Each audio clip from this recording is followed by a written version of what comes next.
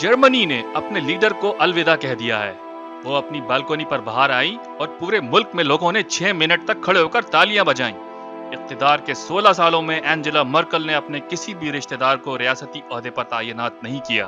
اس نے نہ real estate کا کاروبار کیا، نہ کاریں جمع کی، نہ پلاٹ حاصل کیے اور نہ ہی کوئی ذاتی طیارہ خریدا۔ حد تو یہ ہے کہ 16 سالوں میں اپنی الماری کا انداز تک نہیں بدلا۔ ایک پریس کانفرنس میں ایک صحافی نے مرکل سے پوچھا، ہمیں احساس ہے آپ نے وہی سوٹ پہنا ہوا ہے، کیا آپ کے پاس کوئی دوسرا سوٹ نہیں ہے؟ اس نے جواب دیا، بھیا جی میں سرکاری ملازم ہوں، ماڈل نہیں۔ پھر ایک اور صحافی نے پوچھا، مدام گھر میں کپڑے دھونے کا کام کون کرتا ہے، آپ یا آپ کے شوہر؟ اس نے کہا، بھائی کپڑے میں ٹھیک کرتی ہوں اور میرا شوہر واشنگ مشین چلاتا ہے۔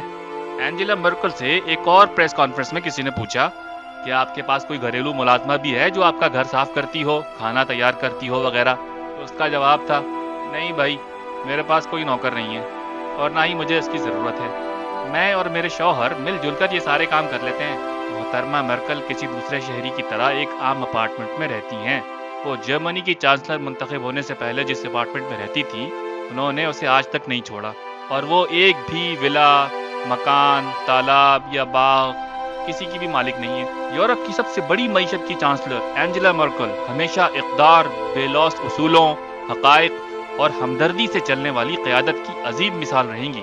کاش کسی مسلمان ریاست کے حکمران کی بھی ایسی مثال ہوتی۔ ہماری تو قسمت ہی خراب ہے، یہاں اقتدار میں آنے سے پہلے لیڈر سائیکل پر آفس جانے کی باتیں کرتے ہیں اور اقتدار میں آ کر یہ لمبی مہنگی گاڑیوں کے کارواں۔